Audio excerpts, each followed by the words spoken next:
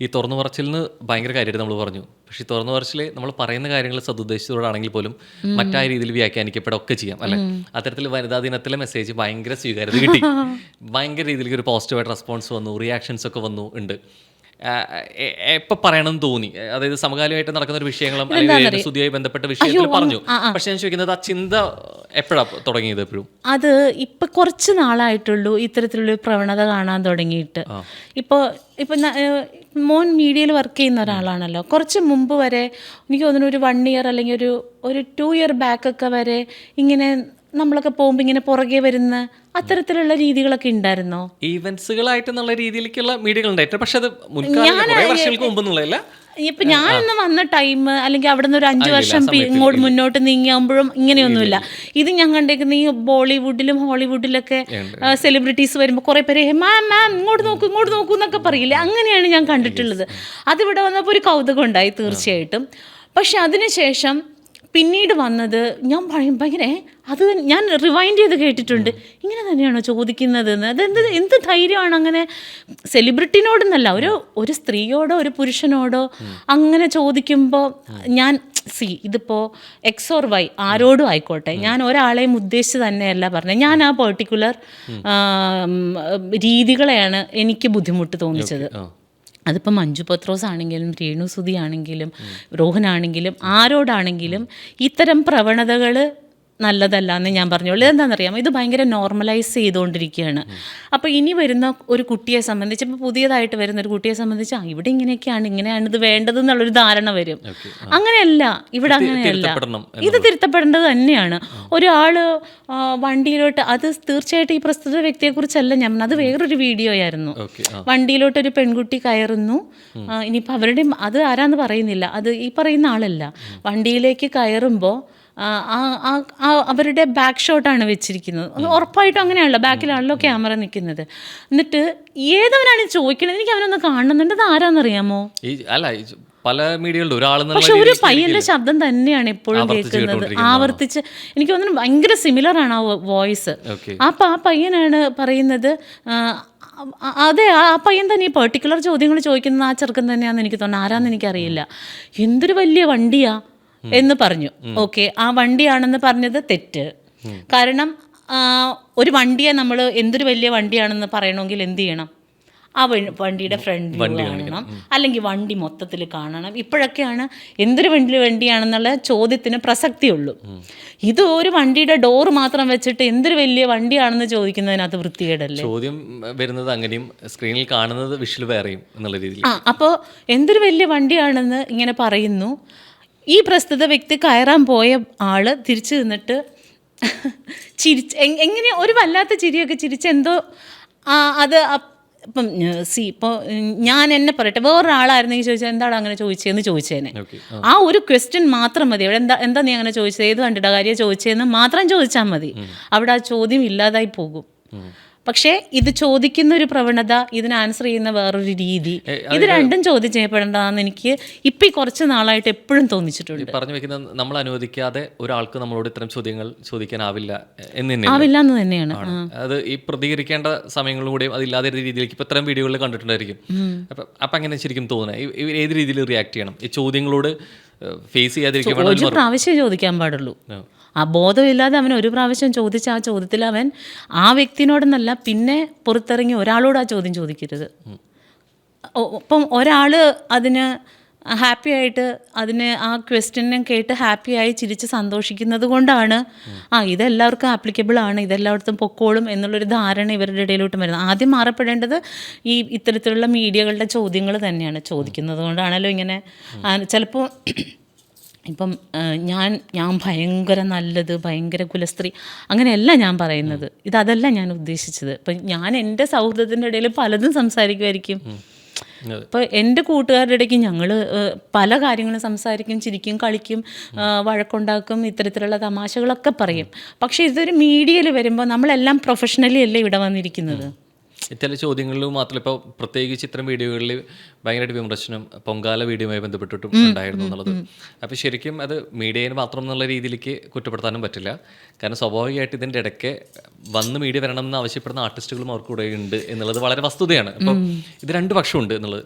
അപ്പം എങ്ങനെയാണ് അത്തരം വീഡിയോകളുള്ള ഈ പൊങ്കാല ശരിക്കും പറഞ്ഞാൽ കണ്ണകി എന്ന് പറയുന്ന സ്ത്രീ അവരുടെ ഭർത്താവിനെ ഒരു മോഷ്ടാവാക്കി എന്നുള്ളതിൻ്റെ പേരിൽ ഒരു രാജ്യം മുഴുവൻ ചുട്ടുകരിച്ച് അവിടെ നിന്ന് ആ ദേഷ്യത്തിലിറങ്ങി ചോറ്റാനിക്കരയിൽ വന്ന് അതാണെന്ന് തോന്നുന്നു കഥ. ചോറ്റാനിക്കരയിൽ വന്ന് അവിടെ ഒരു ദേവിയായി അവിടെ നിന്ന് അങ്ങോട്ട് ആ ദേഷ്യത്തിൽ നടന്ന് തിരുവനന്തപുരത്ത് എത്തിയപ്പോൾ ദേഷ്യം കുറഞ്ഞൊരു കുഞ്ഞിനെ പോലെ ആയിന്ന് അങ്ങനെ എന്തോ ആണ് ഇതിൻ്റെ ചരിത്രം.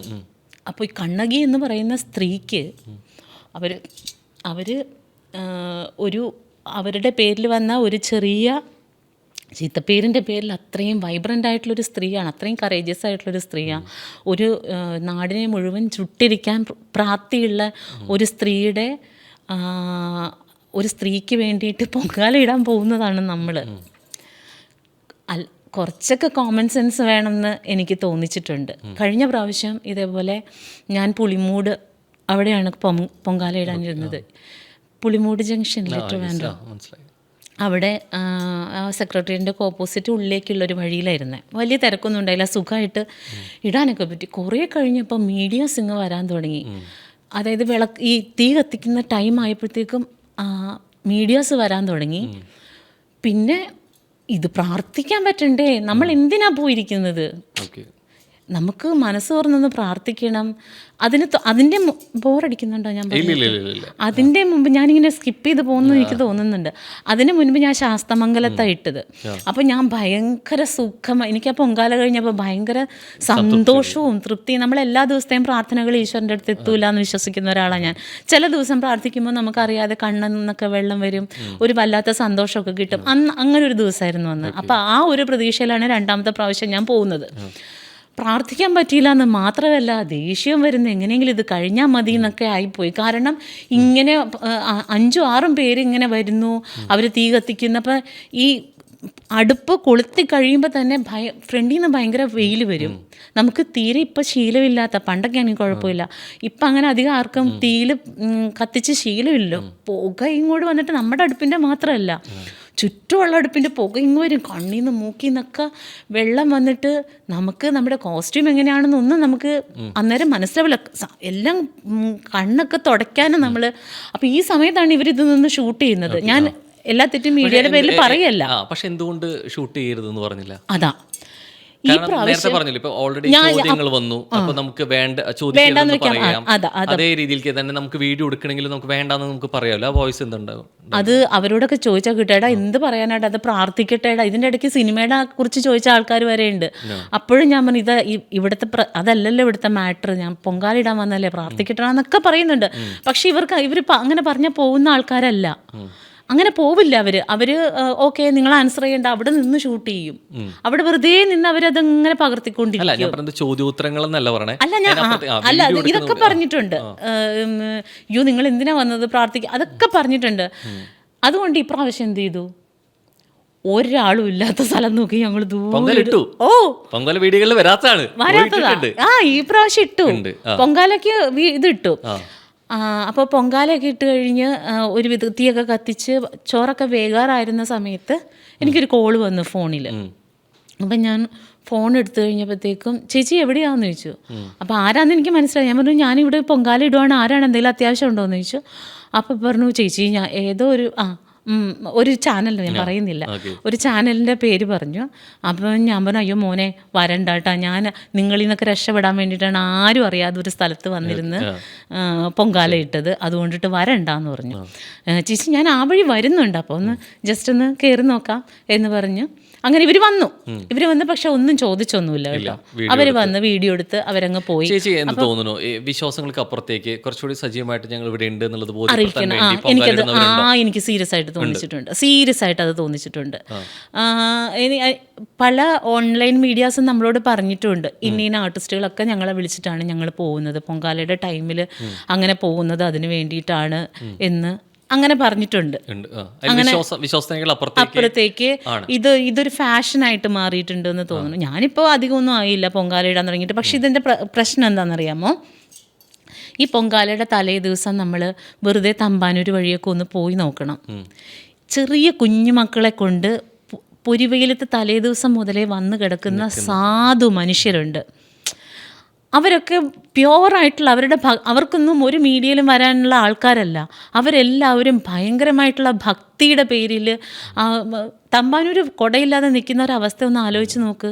അപ്പോൾ ഈ ടാറിൻ്റെ ചൂട് ഇതെല്ലാം എല്ലാവരും അങ്ങനെ വന്ന് കിടന്ന് കഷ്ടപ്പെട്ട് ദേവീനോട് പ്രാർത്ഥിച്ചിട്ട് പോകാൻ വേണ്ടി വരുന്നവരാണ്. അപ്പോൾ അവിടെ ഇത്തരത്തിലുള്ള പ്രഹസനങ്ങൾ കാണുമ്പോൾ സീരിയസ്ലി എനിക്ക് ദേഷ്യം തോന്നിയിട്ടുണ്ട്. പിന്നെ അല്ല, ഒരു കാര്യം കൂടി എനിക്ക് വേറൊരു, അതായത് എല്ലാവരും പറയും ഈ പെണ്ണുങ്ങൾ ഒരുങ്ങി കെട്ടി അങ്ങ് പോവുകയാണ് പൊങ്കാല ഇടാന്ന് പറയും. ആക്ച്വലി ഒരുങ്ങണം. പൊങ്കാല സാരി എന്ന് പറഞ്ഞ സാരി വരെ ഉണ്ട്. പുത്തൻ ഉടുപ്പൊക്കെ ഇട്ട് നന്നായിട്ട് ഒരുങ്ങി അതിന് അതായത് അമ്മയെ, ഒരു സ്ത്രീയാണ് അവരെ സന്തോഷിപ്പിക്കാൻ പെണ്ണുങ്ങൾ നല്ല ഒരുങ്ങി കണ്ണൊക്കെ എഴുതി പൊട്ടൊക്കെ വെച്ച് നല്ല ഹാപ്പി ആയിട്ട് പോയി അവിടെ നിൽക്കേണ്ട സ്ഥലമാണ്. മനസ്സിലായോ? അപ്പോൾ ചിലർ പറയും ഈ ഉടുത്തൊരുങ്ങി പ്രാർത്ഥിക്കാനായിട്ടാണെങ്കിൽ വെറുതെ അങ്ങ് വന്നാൽ പോരെ, ഉടുത്തൊരുങ്ങി അങ്ങ് വന്ന് നിൽക്കുന്നതെന്ന് പറഞ്ഞാൽ ഏറ്റവും നന്നായി ഒരുങ്ങി. അതുകൊണ്ടാണ് പൊങ്കാല സാരി എന്നൊക്കെ പറഞ്ഞ് സാരിയൊക്കെ വിൽക്കും. നല്ല ഹാപ്പി ആയിട്ട് സന്തോഷമായിട്ട് അവിടെ വന്ന് നിന്ന് അമ്മയ്ക്ക് ഹാപ്പി ആയിട്ട് തന്നെയാണ് അത് വെക്കേണ്ടത്. ചേച്ചി ഞാൻ തോന്നിയിട്ടുണ്ട്, ഇപ്പോൾ ഒരുപാട് മീഡിയ വന്നില്ലെങ്കിൽ പോലും എന്തായാലും ഞാൻ അത്രയും ഒരുങ്ങി വന്നതല്ലേ, ഇപ്പം നേരത്തെ വിളിച്ചൊരു ചാനലിനോട് വന്നോളാം. ഒന്നും തോന്നിയിട്ടില്ല. ഞാൻ വളരെ സന്തോഷമായിട്ടാണ്. ഞാൻ ചാലയിലായിട്ടത്, ചാല സ്കൂളിൻ്റെ അങ്ങേ അറ്റത്തൊരു സ്ഥലത്ത് ഞങ്ങൾ 5 പെണ്ണുങ്ങളുണ്ടായിരുന്നു. ഇപ്രാവശ്യം അതുകൊണ്ട് ഭയങ്കര സന്തോഷമായിരുന്നു. ഒരു ശല്യം ഉണ്ടായിരുന്നില്ല. നന്നായി പ്രാർത്ഥിക്കാൻ വന്നു. പക്ഷെ അത് ഒരു പ്രശ്നം ഉണ്ടാക്കാതെ അവർ വന്നിട്ട് അങ്ങ് പോയി. എനിക്ക് തോന്നുന്നു എന്നെ പൊങ്കാലയിൽ കണ്ടതേ ഇല്ലല്ലോ. വലിയ ചോദ്യോത്തരങ്ങളൊന്നും ഉണ്ടായിരുന്നില്ല. ഇനി അത്തരത്തിൽ വന്നു കഴിഞ്ഞു കഴിഞ്ഞാൽ ചോദ്യോത്തരങ്ങൾ മാത്രമല്ല, ചാനൽസിനോടും എടുക്കരുതെന്ന് പറയും, നിർബന്ധമായിട്ട് പറയും. കാരണം ഇതിപ്പോ അതിന്റെ എക്സ്ട്രീമിലോട്ട് എത്തിയെന്ന് തോന്നുന്നു. ഇതിങ്ങനെ ഭയങ്കര ഇങ്ങനെയൊക്കെ വിളിച്ചോ, അയ്യോ അത് പറഞ്ഞില്ല. ഓൺലൈൻ മീഡിയാസ് എന്നെ ഇങ്ങോട്ട് വിളിച്ചിട്ടുണ്ട്. 3-4 പേര് വിളിച്ചു. അവര് സ്ഥലം തരാം, അവിടെ ഇടുമെന്നും ചോദിച്ചിട്ട്. എനിക്ക് അപ്പൊ ഫുൾ ടൈം കവർ ചെയ്യാലോ. അങ്ങനെയൊക്കെ പോകുന്നുണ്ടായിരിക്കും. അങ്ങനെ സംഭവിക്കുന്നുണ്ട്. അതൊക്കെ അല്ല, അങ്ങനെ സംഭവിക്കുന്നുണ്ട്. ഞാനതിനെ അംഗീകരിക്കുന്നൊന്നുമില്ല. ഞാൻ പറഞ്ഞു വേണ്ട, എനിക്ക് ഇന്ന സ്ഥലം കിട്ടിയിട്ടുണ്ട്, ഞങ്ങൾ അവിടെ പോയിട്ടോളാം എന്ന് പറഞ്ഞു. ഞങ്ങളുടെ ഒരു കോസ്റ്റ്യൂമർ ചേട്ടൻ ഉണ്ടായിരുന്നു. ആ ചേട്ടൻ്റെ വൈഫും ഫാമിലിയൊക്കെ അവിടെ ഇട്ട് അതിൻ്റെ കൂടെ ഞങ്ങൾ വിട്ടു.